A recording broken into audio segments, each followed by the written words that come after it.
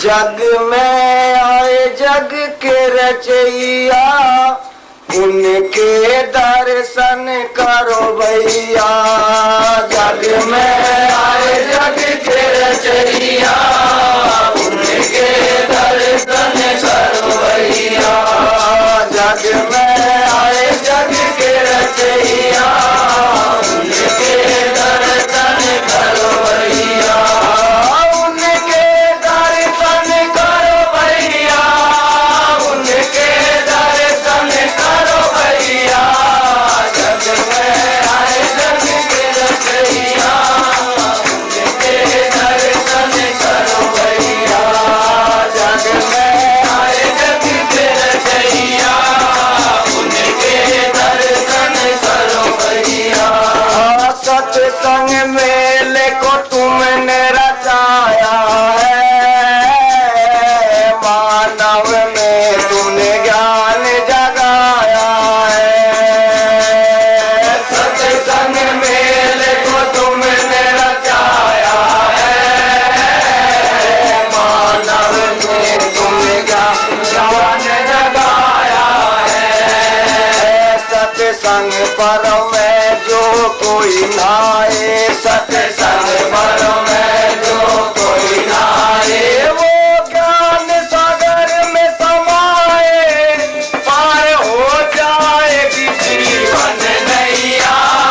जग में आए जग के रचैया, उनके दर्शन करो भैया।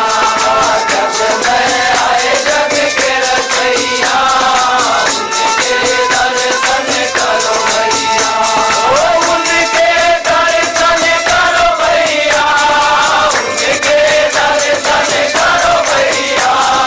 जग में आए जग के रचैया, उनके दर्शन करो भैया।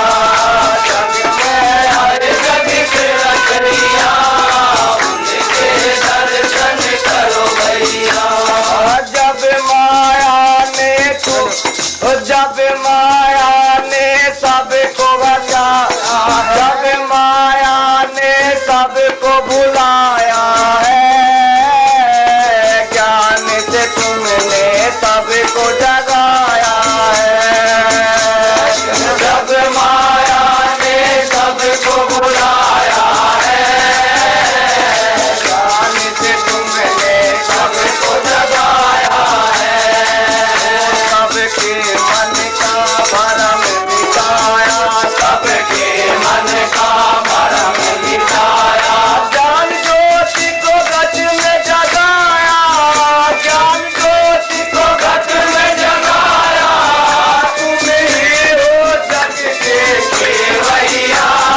जग में आए जग के रचैया, उनके दर्शन करो भैया। जग में आए जग के रचैया, उनके दर्शन करो भैया। उनके दर्शन करो भैया, उनके दर्शन करो भैया। जग में आए जग के रचैया, उनके दर्शन करो भैया। गुरु कृपा से नर्तन ये पाया, पाकर वैसे यूं ही गवाया। गुरु कृपा से नर्तन ये पाया, पाकर वैसे यूं ही गवाया। चेतन योगी के सत्संग आना, चेतन योगी के सत्संग आना। मानव जीवन को सफल बनाना, मुझे सके गुरु मिल जाए रैया। जग में आए जग के रचैया, उनके दर्शन करो भैया। जग में आए जग के रचैया, उनके दर्शन करो भैया। उनके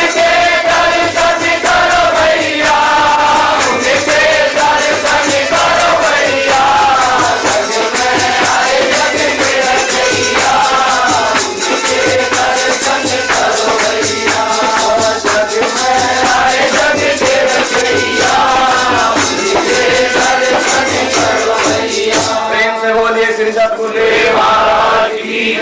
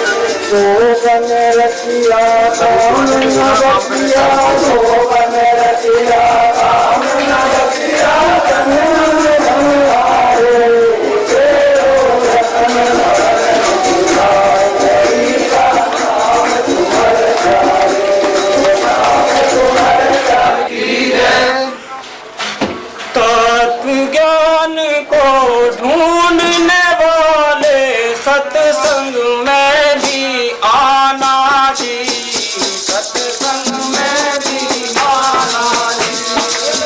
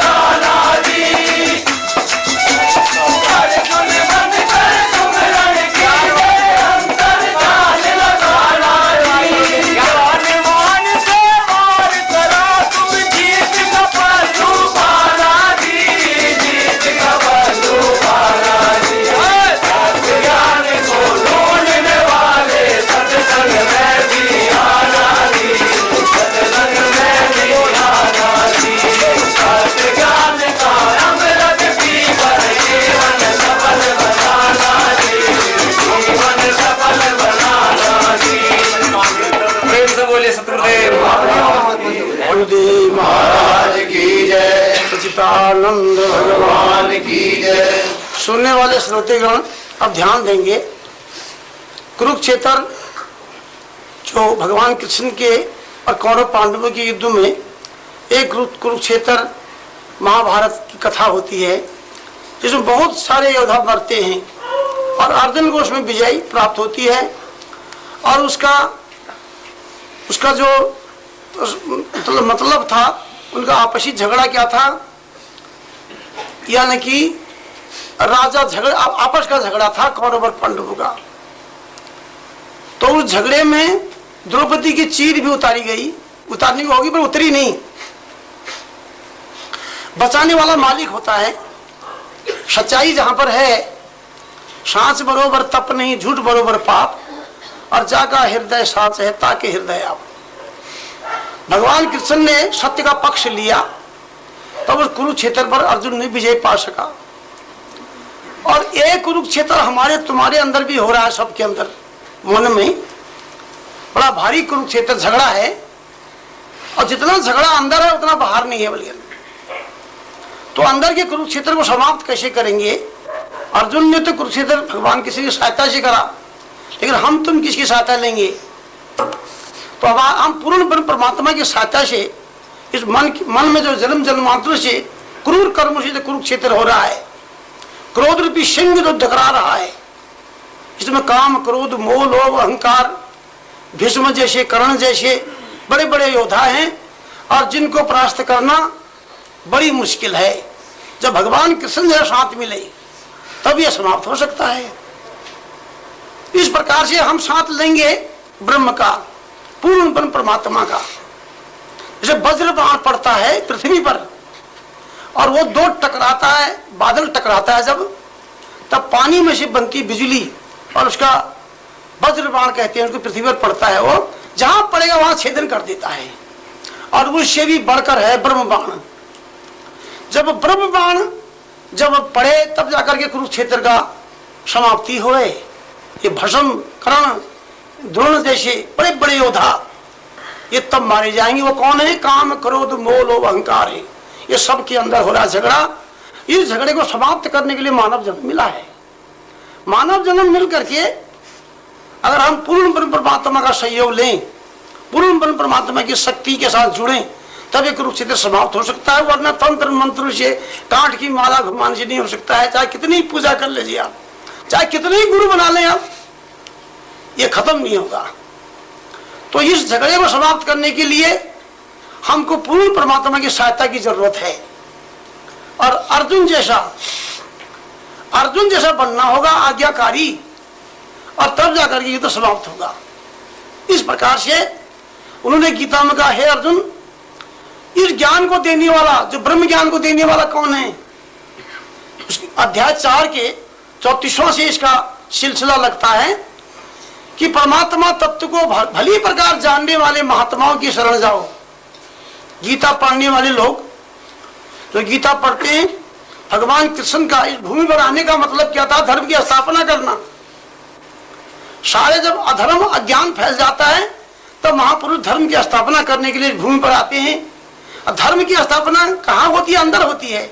ब्रह्म सत्य है और सत्य को जानना धर्म है। और परमात्मा तत्व को जानने का मतलब यही है, परमात्मा तत्व हमारे मस्तक में है और आत्मा भी परमात्मा की तत्व है।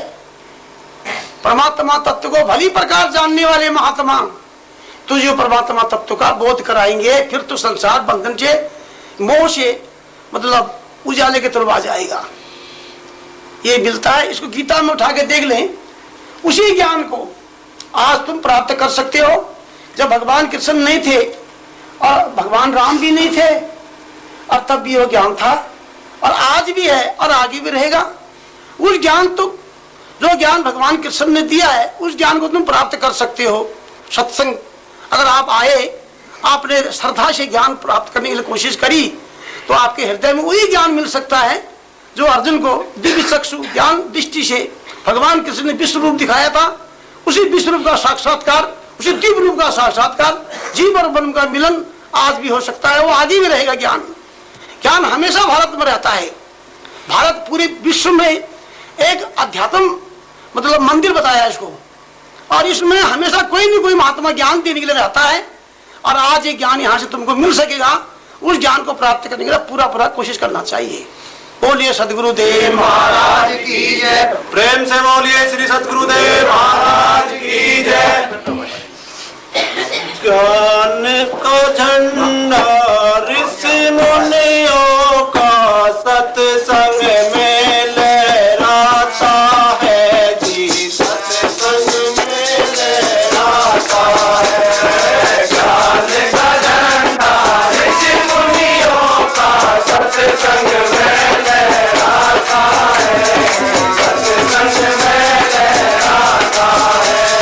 ज्ञान का झंडा ऋषि मुनियों का सत्संग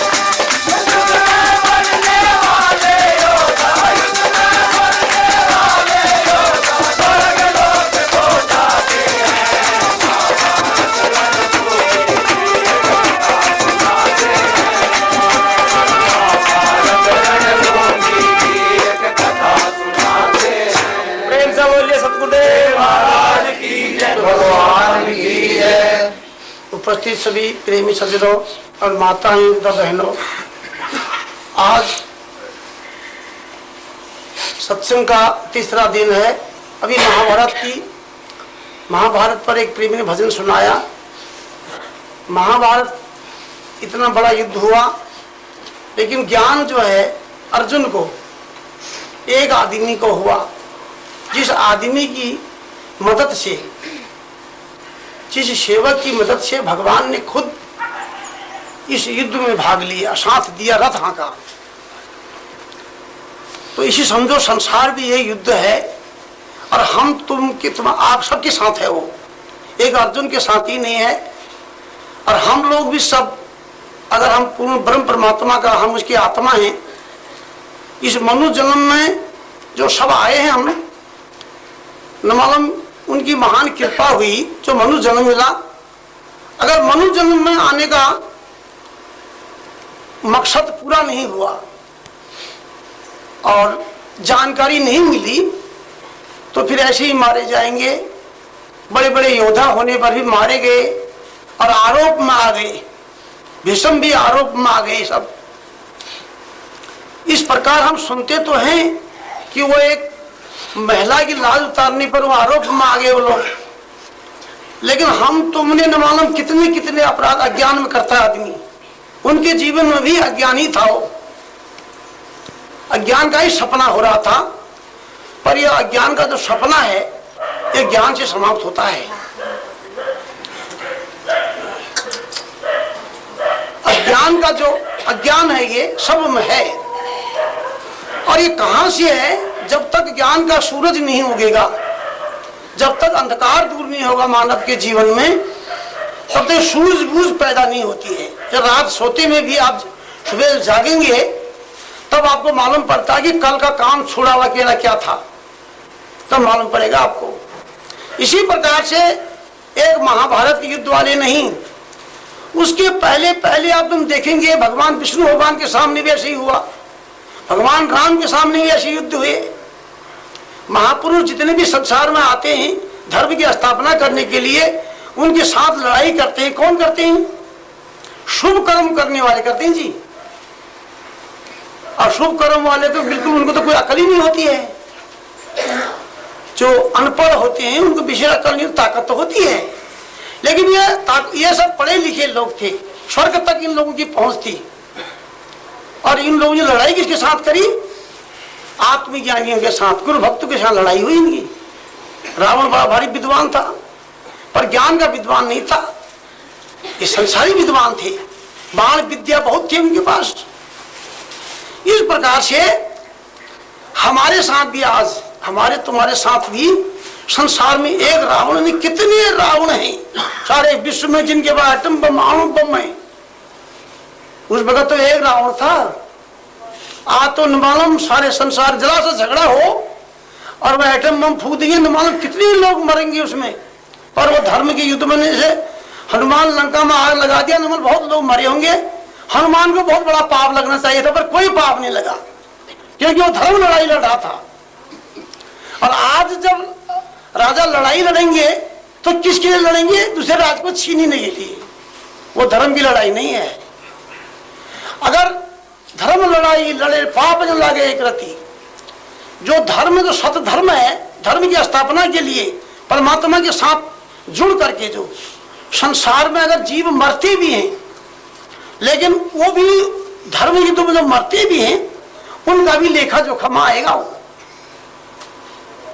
क्योंकि वो धर्म संस्कार डालना, ये न कि अधर्मियों को धर्मात्मा बनाना, ये बड़ा मुश्किल होता है। भगवान कृष्ण के जमाने में देख लो, जितने लोग युद्ध लड़ाई हो तो वो ज्ञान के बारे में कोई नहीं पूछ रहा है, क्यों लड़ाई के बारे में पूछ रहे हैं।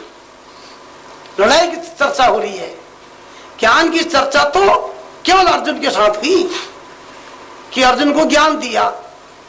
उन ज्ञान से अर्जुन ने जो युद्ध लड़ा और अर्जुन का जो निशाना रहा वो सबसे भीष्म तक, दूसरा तो सब मारे गए उसमें। इसी प्रकार आपका भी निशाना, आपके निशाना भी जो है किस प्रकार से है? जैसे बंदूक की डाल के ऊपर एक मक्खी होती है शिकारी पीछे से निशाना करता है, आगे शिकार मरता है, उससे गोली चलाता है वो, और टॉर्च भी बाधा होता रात में, उसमें आगे मृग में मारेगा वो। इसी प्रकार आपका भी जो त्रिकुटी का निशान ज्ञान रूपी पिस्तौल है आपके पास, परमात्मा नाम रूपी गोली है, भीष्म जैसे योद्धाओं को मारना है आपने सबने, यानी ऐसे ही नहीं मरेगा ये। इसी प्रकार लड़ाई स्वयं लड़नी होगी, अपने संस्कारों को समाप्त करने के लिए स्वयं साधन करना होगा। क्रोध रूपी सिंह, क्रोध रूपी अग्नि इतनी तेज है, सूरज की अग्नि से भी तेज है क्रोध की अग्नि। इस प्रकार से इसको अमृत जल से समाप्त होता है। धर्म स्थापना का मतलब है धर्म के ज्ञान करने से अमृत की वर्षा होती है, तब क्रोध समाप्त होता है। भगवान कृष्ण सारे समाज के अंदर सब लोगों को धर्मात्मा बनाना चाहते थे और अमृत रूपी वर्षा करके सबके अंदर क्रोध रूपी जो अग्नि थी समाप्त करना चाहते थे, पर ये लोग बीच में रोड़ा अटकाते थे। दया सिंधु, ये क्या नाम कहते हैं, दुर्योधन, दया सिंधु, शिशुपाल, जितने लड़ाई हुई इनके साथ ये धर्म को नहीं फैलना देते थे राजा लोग। और उससे भी आज और कठिन है, वो तो फिर भी द्वापर था और आज तो कलयुग है, इसमें उससे भी ज्यादा कठिन आया है। इसमें अच्छे अच्छे साधु फेल हो जाते हैं। इस संसार के अंदर थोड़ा साधन किया हुआ साधु इसमें पास नहीं हो सकेगा। इसमें जितने प्रकार की माया का रूप, यानी कि संसारी रूप, संसारी योद्धा है, इनको समाप्त करना है। कैसे करोगे? उनके बीच में ज्ञान पहुंचाना है। किसको पहुंचाना है? भक्तों को। उनके बीच में भक्त भी हैं, जब रावण के बीच में विभीषण भी था। इसी प्रकार आज भी पूरे विश्व में ऐसे एक एक भक्त तभी मिलेगा, तो उनके बीच में फंसे हुए ये हमारी तुम्हारी ड्यूटी है कि भक्तों को खींचना और त्याग और बलिदान करना, तब ताकत मिलेगी। अगर जब आप मतलब सहयोग नहीं करेंगे तो नहीं समाप्त होगा ये। और भीतर से जो आत्माओं के पीछे परमात्मा की शक्ति है, जब भजन करने वाले पर शक्ति मिलती है।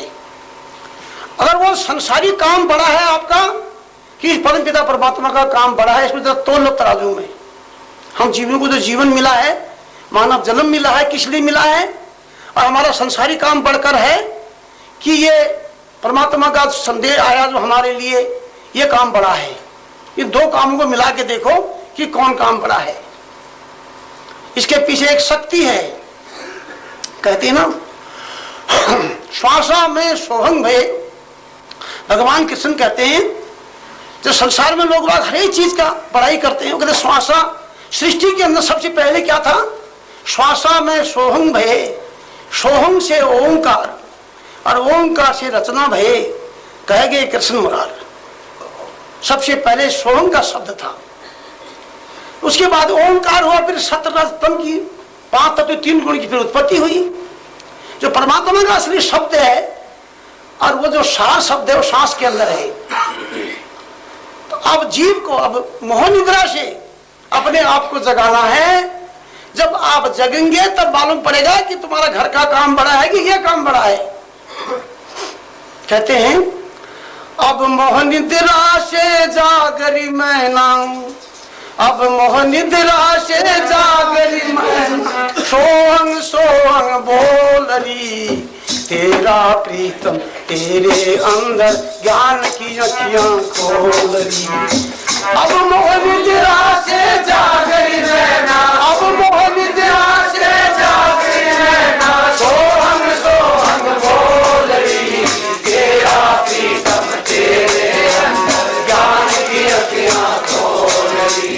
तेरा प्रीतम तेरे अंदर, तेरा प्रीतम तेरे अंदर ज्ञान की अखियां खोल रही, सोहंग सोहंग बोल रही, सोहंग सोहंग बोल रही, सोहंग सोहंग बोल रही मैना, सोहंग सोहंग बोल रही, तेरा प्रीतम तेरे अंदर ज्ञान की अखियां खोल रही। काल क्षेत्र में तेरा तेरा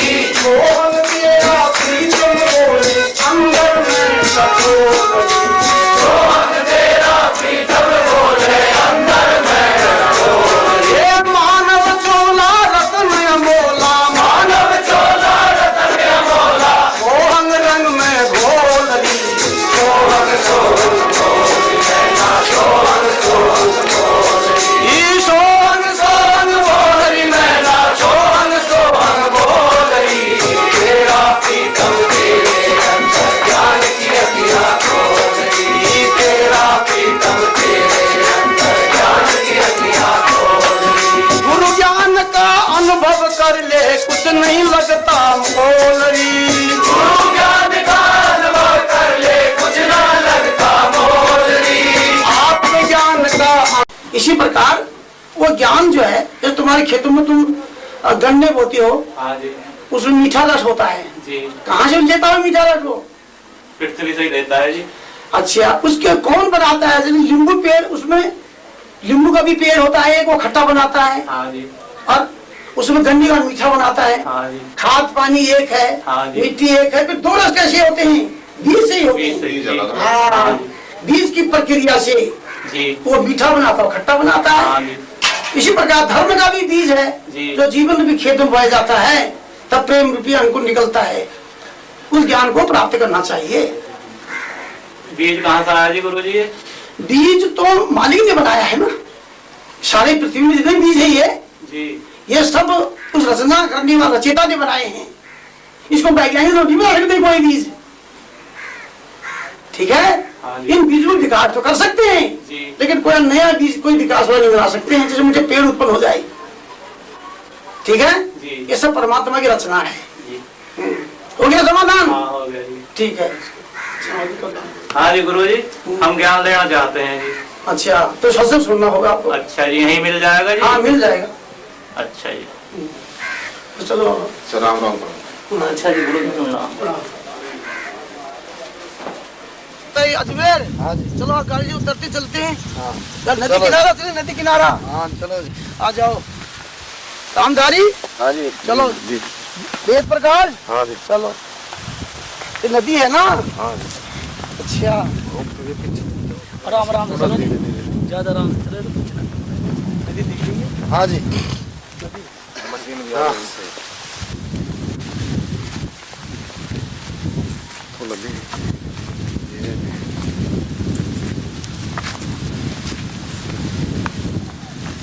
हवा चलती है बहुत जोर की। नदी किनारा जब हवा चलती है।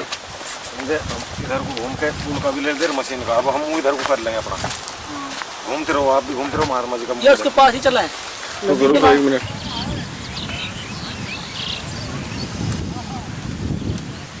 बात करते रहोगे आप? हाँ बात करते। चलो भाई अजमेर। हाँ जी। इस प्रकार आ गया। हाँ जी। चलो आ जाओ भाई रामधारी। हाँ जी। अच्छा, रामवीर। चलो जी। हाँ जी। चलो। इधर साइड में थोड़ा गन्ने के खेत की तरफ।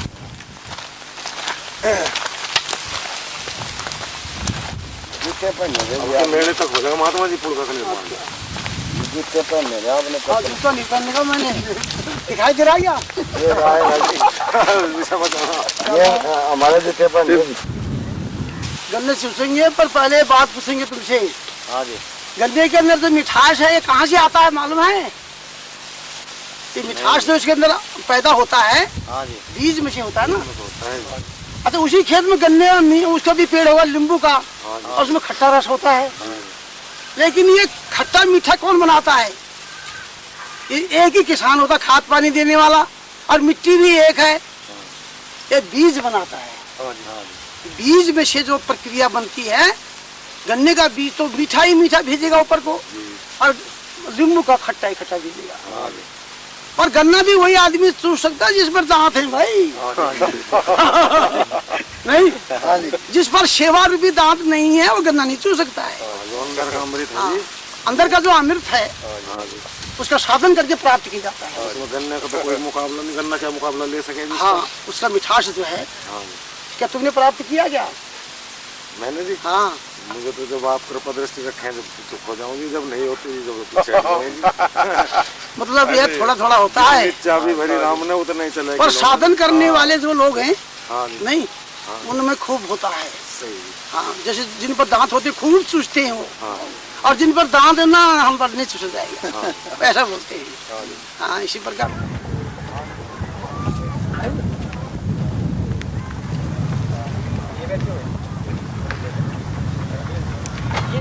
उसके विचार